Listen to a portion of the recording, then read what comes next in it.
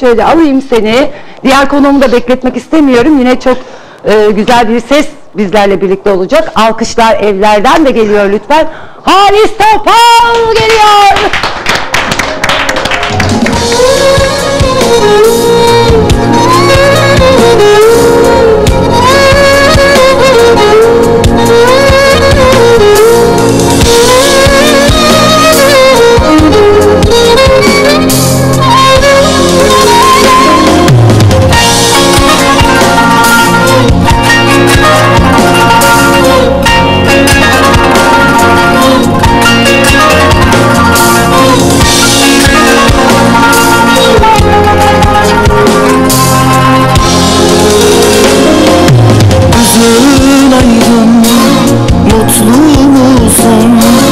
Söyle şimdi mesut musun?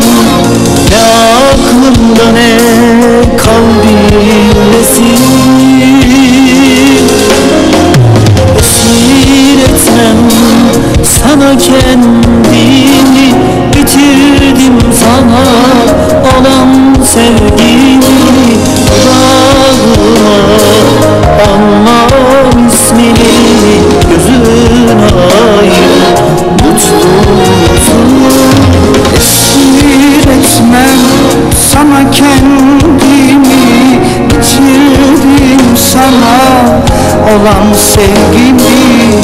Ağından almam ismini, gözün aydın mutlu musun?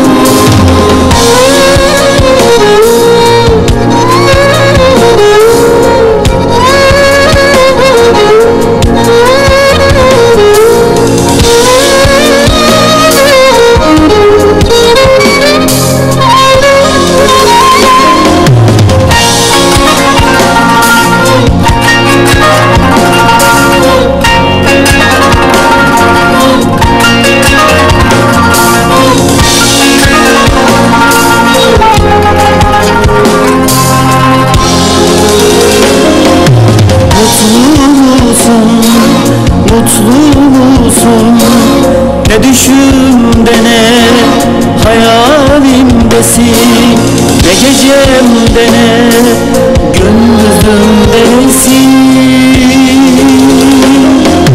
Esir etmem sana kendimi, bitirdim sana olan sevgimi. Dağıma almam ismini, gözün aydın mutlu musun? Esir etmem sana kendimi, bitirdim sana olan sevgimi. Ağından almam ismini, gözün aydın mutlu musun? Gidişin değildir beni kahreden. Sana inandığıma kahroluyorum, kendime kızıyorum. Sana hasta değil, sana hasta.